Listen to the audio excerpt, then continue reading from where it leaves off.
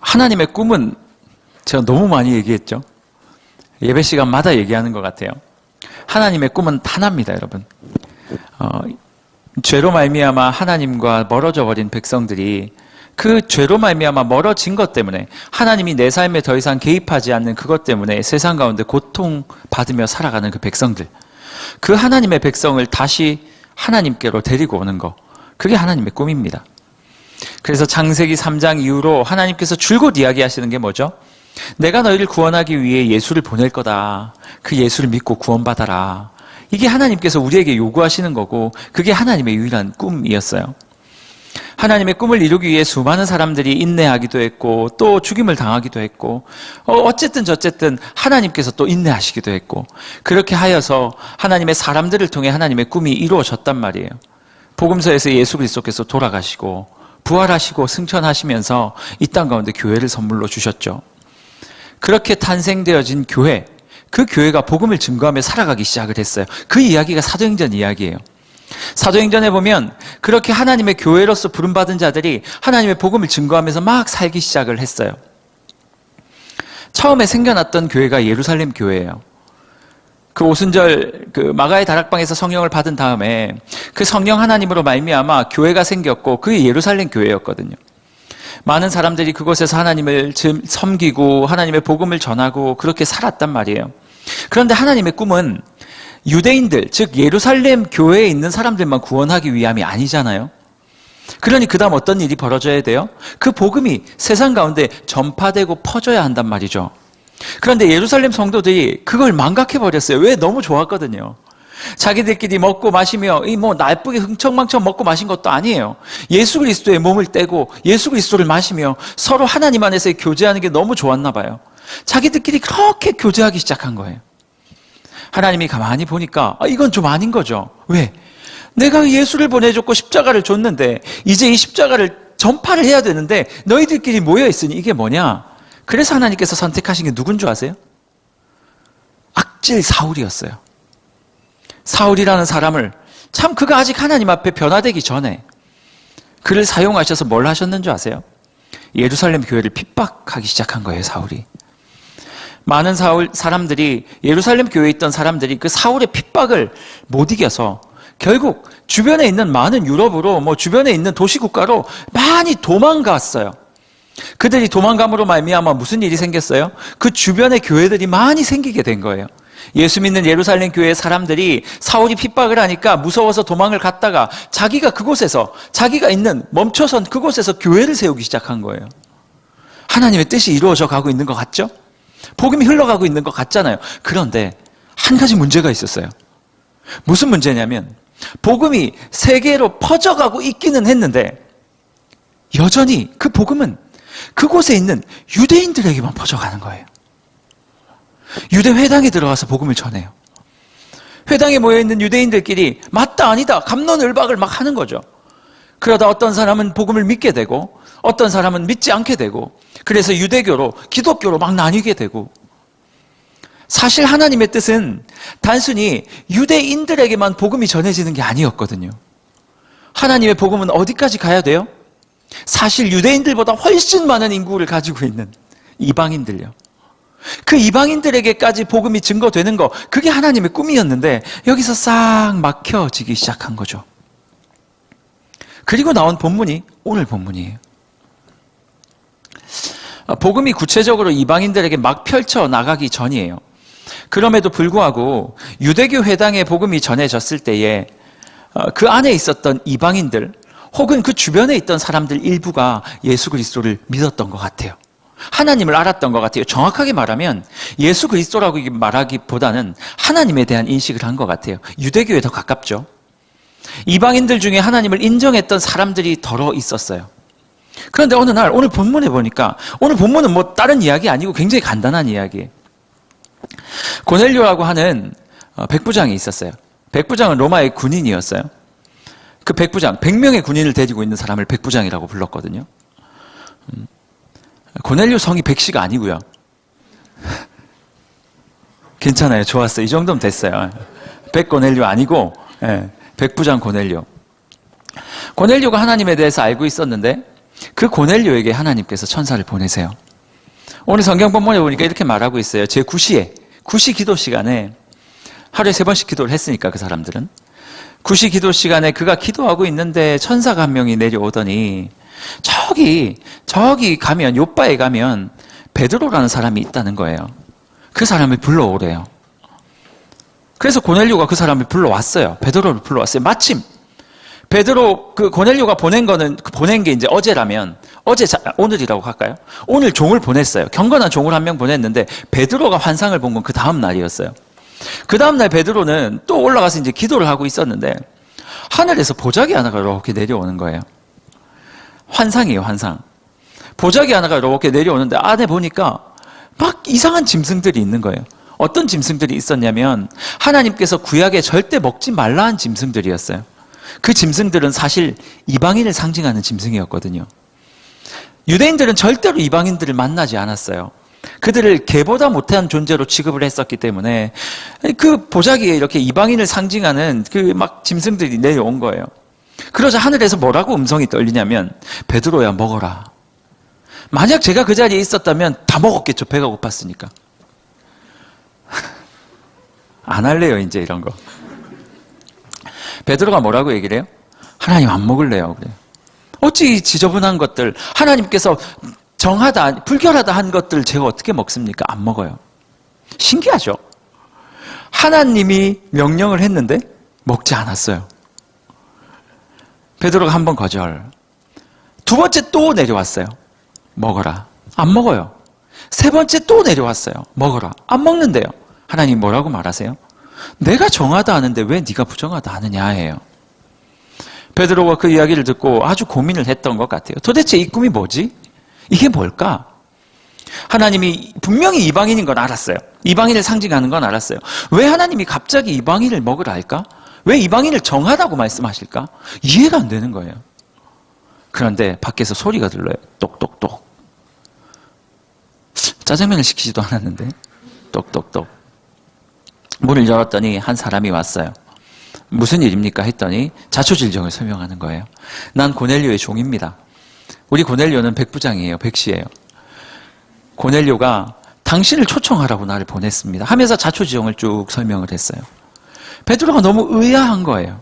그리고 고넬료를 따라가는 장면이 오늘 이 장면이에요. 여러분, 사실 지금 제가 설명드린 것 정도만 들으면, 아니 그냥 고넬료가 불렀고 베드로는 갔고, 목사님 뭐가 문제예요? 아니요, 이 부분에는 굉장히 큰 문제가 있어요. 왜냐하면 베드로와 고넬료는 이런 방식으로 만날 수 없는 사람들이었어요. 왜냐하면 베드로에게 있어서 로마인, 고넬료는 완전히 순수 로마인이었거든요. 로마인 고넬료는요, 원수였어요. 원수. 제일 나쁜 인간들이었어요. 왠 줄 아세요? 자기를 괴롭혔지. 자기네들을 정복했잖아요. 로마가 얼마나 악랄하게 했는지 몰라요. 자신들을 정복하고 자신들을 압제하고 자신들을 얼마나 무시했을까요? 너무 싫었어요. 너무 싫었어요. 싫어도 너무 싫은 사람이었어요. 그런데 그것만이 아니었어요. 베드로에게는요, 절대로 꺾을 수 없는 자존심이 있었어요. 뭔지 아세요? 선민의식. 나는 하나님이 선택한, 아무것도 없었어요, 베드로. 진짜 아무것도 안 가지고 있었어요. 뭐 대단한 권력도 없고 지위도 없고 그렇게 부자도 아니었던 것 같고, 뭐 대단한 학식? 아니면 대단한 어떤 것? 아니요, 베드로는 그렇지 않았어요. 바울처럼 뭐 머리라도 좋았나? 그것도 아니었어요. 베드로 대단한 거 없었지만 유대인 자체가 아무것도 없었어요. 무슨 피정복국이 뭐 대단한 게 있겠어요. 그런데 그들에게는 선민의식, 하나님께서 부르셨던 백성이라는 이 의식이 머릿속에 가득했어요.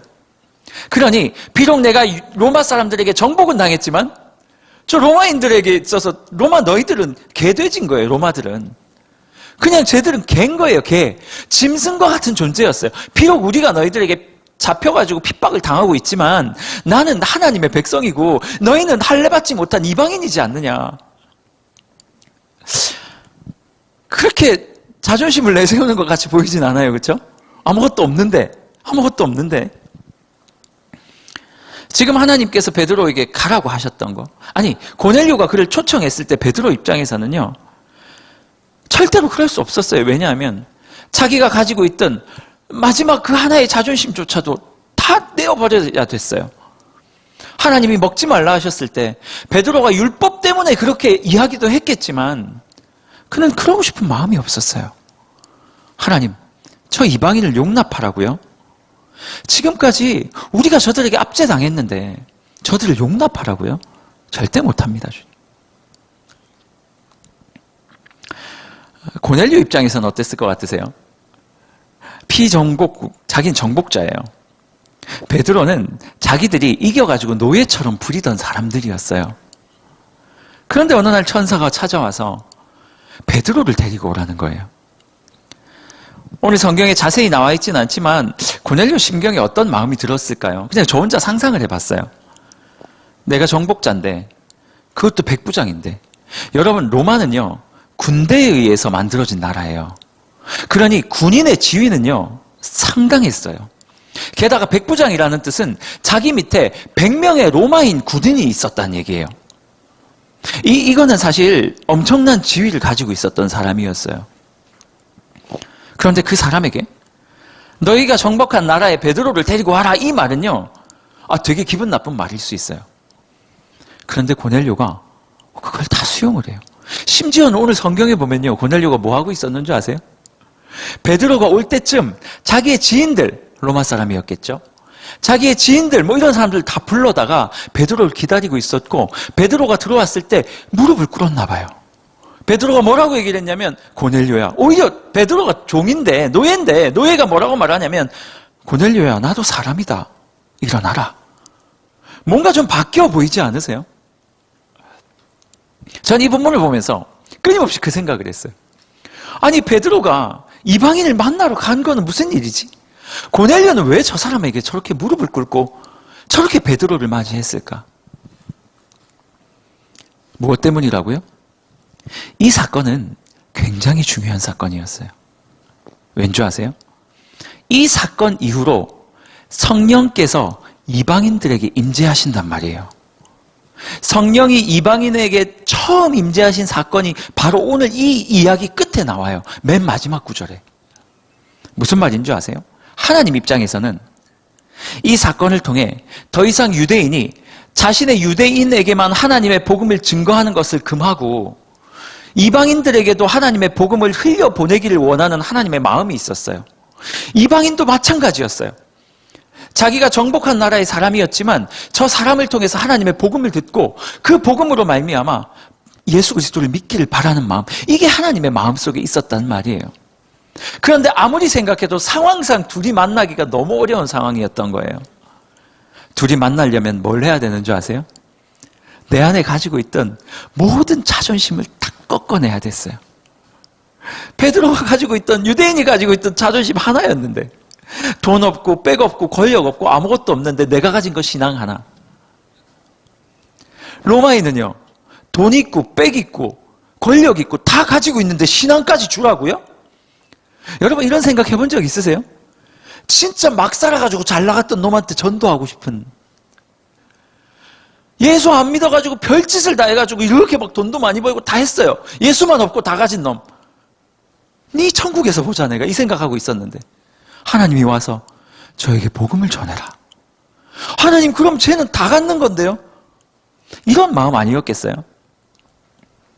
고넬료도 베드로도 하나님의 이 놀라운 사역적인 이 놀라운 복음 증거가 온전히 이루어지기 위해서 하나님이 요구하셨던 건 뭐였냐면, 네가 가지고 있는 모든 자존심을 다 내어버리고 로마인이 너에게 어떤 의미가 있는지, 이방인, 그 유대인이 너에게 어떤 의미가 있는지, 그 모든 눈에 보이는 의미들을 다 제거하고 자존심 다 내려놓고 그들을 용납하라는 거예요. 너를 정복한 그들을 용납하고, 네가 정복한 노예 같은 그를 용납하고, 주님 앞에서, 하나님 안에서 그것들을 용납할 때 무슨 일이 일어난다고요? 하나님의 복음이 전해진다 라고 오늘 본문은 우리에게 지금 말하고 있는 거예요. 전 솔직히 좀 놀랐어요. 베드로가 그들을 만나서 고넬료에게 말해요. 무슨 일로 날 불렀냐? 고넬료가 복음을 알려달래요. 베드로가 한 일이 뭔지 아세요? 그들에게 예수 그리스도를 이야기했어요. 복음을 전했어요. 그리고 오늘 본문 끝에 보니까 신기하게도 하나님의 말씀을 전하니까 그 로마 사람들이 주님 앞에서 성령을 받는 것을 딱 목도하는 거예요. 베드로가 그걸 봤어요. 목사님, 그게 뭐가 중요한데요? 성령 받는 걸 베드로가 목도한 게 뭐가 중요한데요? 자존심 내려놓고 그들을 용납하고 기껏 한 게 몇 명한테 성령 내려온 거 본 거잖아요. 목사님, 그게 뭐가 그렇게 중요한데 이렇게 중요한 것처럼 얘기를 해요. 거짓말쟁이. 중요하다니까요. 이 본문 조금만 지나가면 어떤 이야기가 나오는 줄 아세요? 사도 바울이 복음을 증거하려고 그래요. 그런데 예루살렘 공회, 이방인들에게도 복음을 전해도 되는가, 이 문제가 유대교 안에서 펼쳐진 거예요. 유대교였던 기독교인들 안에서. 그래서 한쪽에서는 어떻게 복음을 이방인에게 전하는가, 이쪽에서는 말도 안 된다, 아니야 전해야 된다, 사도 바울은 전해야 된다 주장하고, 반대쪽 사람들은 어떻게 이방인에게 복음이 증거되냐고, 말이 되냐고. 이럴 때 베드로가 뭐라고 말하는 줄 아세요? 사실은 내가 이방인 로마인에게 가서 복음을 전했었다. 미안하다. 내가 이방인을 만났다. 근데 그 이방인을 만난 그 자리에서 성령이 임하는 것을 내 두 눈으로 목도했다. 이렇게 얘기를 해요. 베드로가 어떤 사람이었는 줄 아세요? 예루살렘 교회의 수장이었어요. 속된 말로 짱 먹는 사람이었다니까요. 하나님께서 예루살렘 교회의 수장을 데려다가 이방인들에게 성령님이 임하게 하는 그 역할을 베드로에게 시킨 거예요. 그래서 베드로가 지금 그거를 목도한 거예요. 그리고 베드로가 예루살렘 공회에서 그 이야기를 하는 거예요. 사도 바울이 이방인들에게 복음 전하는 거 괜찮다. 가능하다. 하나님의 성령이 이방인에게도 전해지는 것을 내가 봤다. 그리고 나서 그 다음부터 어떤 일이 벌어지는 줄 아세요? 사도 바울을 통해서 하나님의 복음이 이방 땅에 편만이 전해지는 거예요. 하나님의 복음을 세상 가운데 전하는 거 너무 중요하죠. 너무 중요하죠. 그 일의 시작이 뭐였다고요? 자존심을 내려놓고 뭐였다고요? 서로를 용납하는 것부터 시작된 거예요. 여러분, 하나님의 사역은 대단한 거 아니에요. 절대로 하나님은 여러분들에게 선교하라고 선교가 아니고 선교는 하라고 요구하시죠? 순교하라고 요구하지 않으세요. 왜? 우리가 지금 순교를 어떻게 해요? 안 할 거잖아요. 우리는 순교할 만한 존재들이 아니에요. 못해요. 하나님 우리에게 대단한 그런 거 요구하지 않으세요. 여러분 집 팔아서 뭐 헌금해라 절대 요구하지 않으세요. 안 해도 돼요. 왜? 우리는 그럴 집도 없거니와 그렇게 할 만한 믿음도 우리에게 그런 거 없어요. 하나님께서 우리에게 원하시는 건 뭐냐면 세상 가운데 너희가 대단한 일을 통해서 하나님의 복음을 전하고 무슨 주기철 목사님처럼 손양원 목사님처럼 무슨 목사님처럼 그렇게 살라고 아니에요. 걱정 안 하셔도 돼요. 여러분 죽을 때까지 우리는 그렇게 못 살 거예요. 근데 하나님께서 우리에게 요구하시는 게 뭔지 아세요? 요만한 거예요. 용납하라는 거예요. 용납하라는 거예요. 선교를 준비하고 있어요. 매년 가던 선교인데 이놈의 코로나 때문에 갈 수가 없게 됐죠. 작년에 우리가 온라인 비대면 선교를 했어요. 애써서 하나님 말씀대로 순종하려고 했는데 참 쉽지는 않았던 것 같아요. 은혜도 있었지만 또 그 선교하는 가운데 또 마음이 아팠던 사람들도 있었고 참 신기하죠. 매년 6월달, 7월달은요 조이스에서 약간의 몸살을 앓는 달이에요. 왜 그런 줄 아세요? 선교 준비 기간이거든요.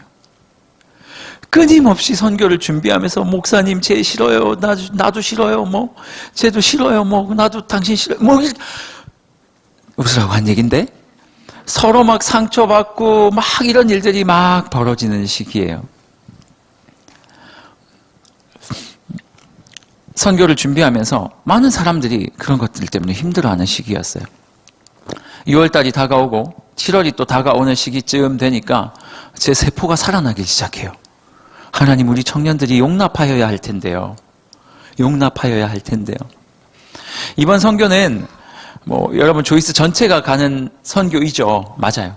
어떻게 진행을 할 거냐면 하나님 앞에 이렇게 기도하면서 준비하는데 하나님이 그런 마음을 좀 주셨어요.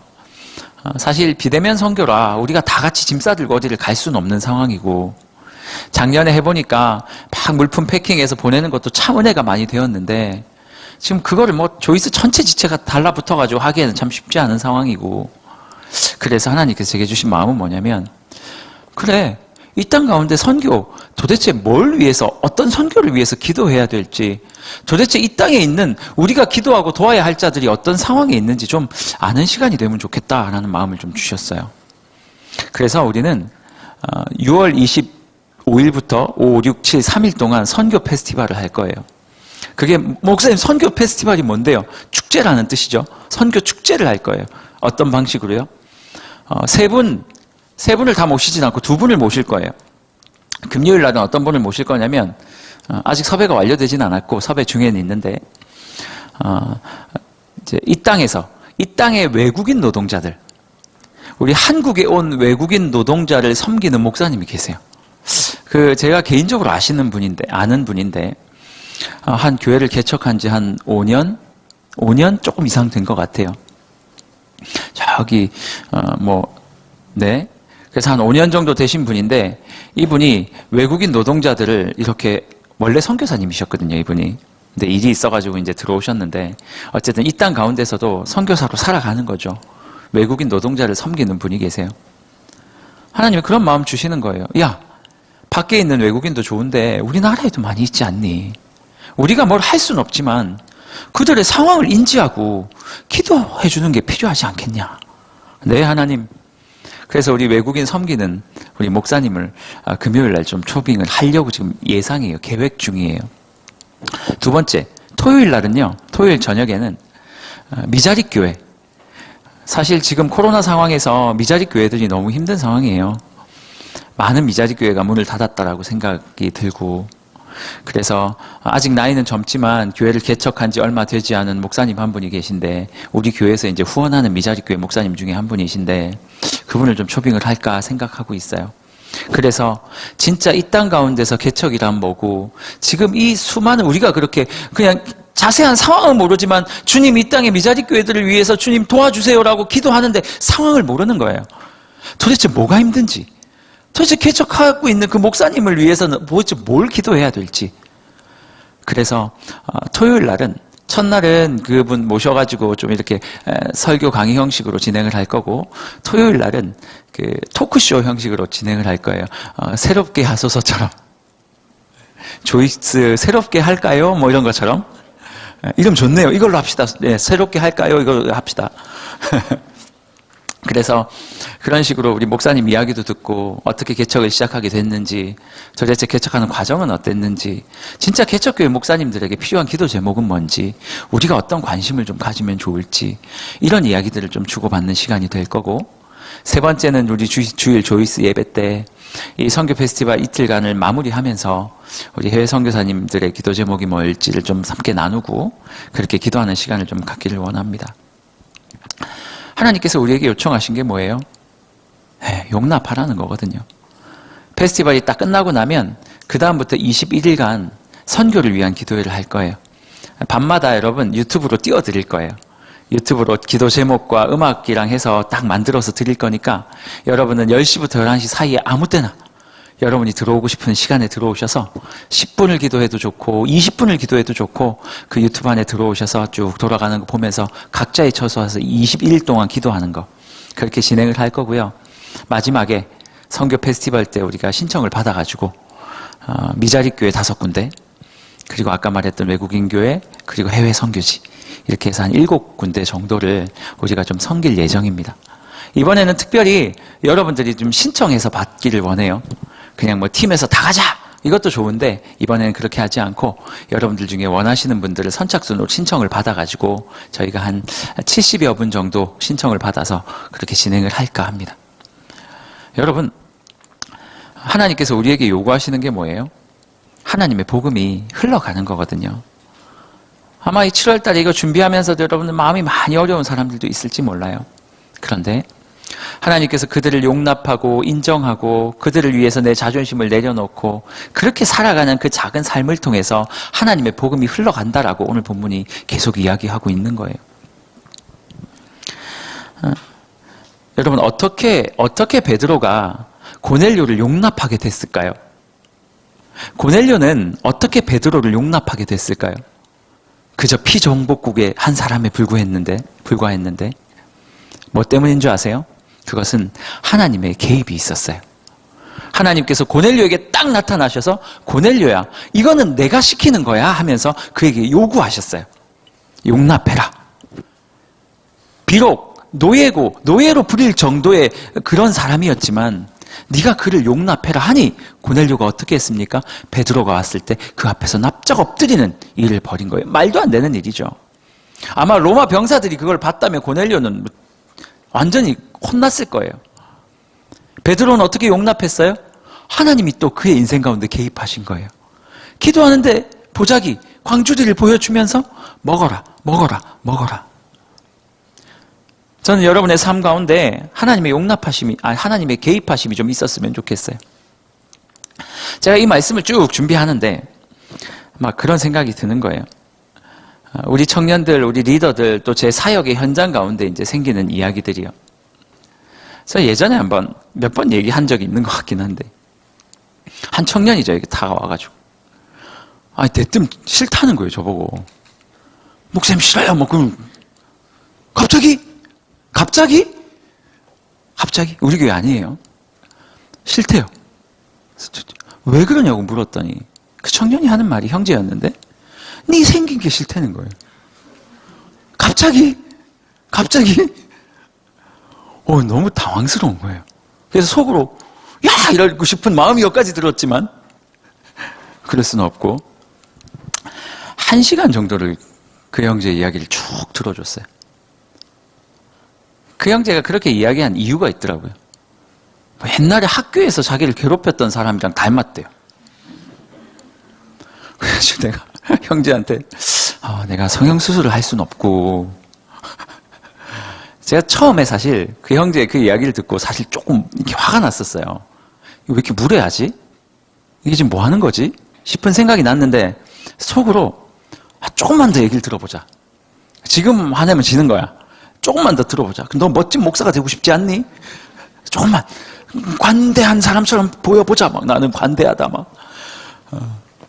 잘했어요. 너무 잘했어요. 조금 더 기다려줬어요. 1시간. 그 사이에서 그 형제의 마음, 그 형제가 왜 그렇게 생각하는지를 이해하게 됐어요. 그렇다고 잘했다고 얘기하진 않았어요. 하지만 제가 기다려주겠다 그랬어요. 몇 가지 이제 이야기들이 오갔었거든요. 그리고 그 이후에 그 형제가 이제 전화가 와서, 목사님, 제가 목사님을 이제 마음으로 받아들였다고. 하루 만에, 이게 뭐지 싶은 거예요. 조금 더 있다가 하지. 제가 그러면서 생각한 게, 사실 사역을 하다 보면 이런 경우가 꽤 많아요. 누군가가 찾아와서 무례하게 할 경우도 있고, 또 제가 또 무례하게 느껴지는 분들도 계시겠죠. 그럴 때마다 제가 생각하는 게 뭔지 아세요? 용납의 힘이에요. 용납의 힘. 내가 그를 참고 그를 받아들일 때 그 용납으로 말미암아 그리스도의 복음이 전해질 수 있다는 거. 가끔 우리 리더들이나 이야기를 들으면 속상할 때가 많아요. 청년들 중에 일부 청년들, 아주 옛날 이야기예요. 몇 시간 전이 될 수도 있고, 어떤 옛날. 와서 가끔 막 리더나 아니면 우리 공동체의 어떤 사람을 향해서 막 불만을 저에게 이야기할 때가 있어요. 그러면 이해해도 돼요. 왜 그렇게 이해하는지 알겠어요. 이해도 돼요. 한편으로 이해 안 될 때도 있고. 근데 그럴 때마다 속이 상한 거죠. 그래서 엊그저께 리더들한테도 얘기를 했는데, 한 번씩 이런 생각이 들어요. 도대체 리더들이 왜 무슨 교회에서 돈 받는 것도 아니고 왜 저 자리에 앉아가지고 이 욕을 먹어야 되지? 도대체 왜 욕 먹어야 돼? 가끔 이해 안 될 때, 찬양팀들 욕 먹을 때 이해 안 될 때가 있어요. 충분히 이해될 때도 있어요. 근데 이해 안 될 때도 있어요. 뭐냐면 이렇게 짝다리를 짚고 선다든지, 음이탈이 난다든지. 나는 가수다가 아니거든요, 이분들이. 그럴 때 그런 이야기를 듣다 보면, 왜 건반이 작아요? 모르죠, 저분이 어떻게 알아요? 건반이 큰지 작은지. 큰데요, 생각보다 건반이. 재미없네요. 이런 이야기들을 들을 때마다 제 마음속에 드는 생각이 그런 거예요. 왜 이 사람들이 이렇게 욕을 먹어야 되는 거야? 왜? 그래서 제가 금요일 날 리더들한테 부탁했어요. 여러분들이 그렇게 욕 먹는 거 솔직히 미안함도 있고, 또 여러분들이 잘해야 될 것도 있고, 그런 일들이 있어요. 그런데 우리 예수님을 좀 기억합시다 라고 얘기를 했어요. 사실 이 설교를 준비하는데 이 찬양이 하나가 딱 생각났는데 이 십자가를 참으신이라는 찬양이었어요. 이따가 부를 텐데 이 찬양이 그냥 불쑥 생각나는데 가사가 이래요. 십자가를 참으신 어린 양 예수 내 죄 씻어주시고 구속하셨네. 이 첫 문장이요. 십자가를 참으신 어린 양 예수. 이 찬양이 생각나면서 우리 가운데 화목제로 임하신 예수 그리스도가 기억나는 거예요. 예수께서는 아무 잘못 안 하셨거든요. 요만큼의 죄도 없었어요. 그런데 그분이 우리를 구원하시겠다고 이 땅에 오신 거예요. 그냥. 그러더니 우리의 죄를 다 가져가셔서 스스로 죄인 되길 자청하신 거예요. 그러더니 죄인만 된 것이 아니라 십자가에 올라가셔 버려요. 그리고 못에 박혀요. 사람들에게 침뱉음을 당하고 옷 다 뺏겼어요. 벌거벗고 올라갔어요. 벌거벗고 올라갔어요. 손가락질 당했죠. 수모 당하죠. 잠시 잠깐이지만 하나님도 예수님을 향해서 눈을 돌렸어요. 왜? 그가 죄인이었기 때문에. 죄인이 되어버렸기 때문에. 그리고 성경은 우리에게 뭐라고 말하냐면 예수님은 화목제래요. 화목제가 뭔데요? 깨어진 두 사람의 관계를 화목시키기 위해서 아무 죄가 없지만 그 중간에서 수모와 십자가를 참아내고 고통을 능히 가져가신 분. 왜 가능했어요? 용납함 때문이거든요. 용납함 때문이었어요. 능히 연약하고 죄 많은 우리 자신을 예수께서 용납하셨기 때문에 그 예수가 우리를 위해서 죽으셨고 그 예수의 죽으심으로 말미암아 우리와 하나님과의 관계가 회복된 거예요. 이 생각이 계속 나는 거예요. 그렇구나. 베드로가 이방인이었던 고넬료를 찾아간 것이 바로 이 용납함 때문이었구나. 그가 화목 제물이 되었구나. 그가 무릎 꿇음으로 말미암아 하나님의 복음이 그들에게 증거될 수 있었으니까. 고넬료의 용납함이 그것도 화목 제물이 되었구나. 자기 자신이 베드로 앞에서 무릎 꿇고 그에게 복음을 들음으로 말미암아 무슨 길이 열렸어요? 이방 선교의 길이 열려 버렸으니까. 만약 고넬료와 베드로의 그 서로를 향한 용납함이 없었으면 나중에 사도 바울이 나 이방인을 향해 전도하러 갈래요 했을 때 그 누구도 사도 바울을 지지하지 않았을 거예요. 그리고 이방 선교는 하나님이 하시니까 하긴 하겠죠. 훨씬 뒤로 밀렸을 수도 있고 그건 모를 일이죠.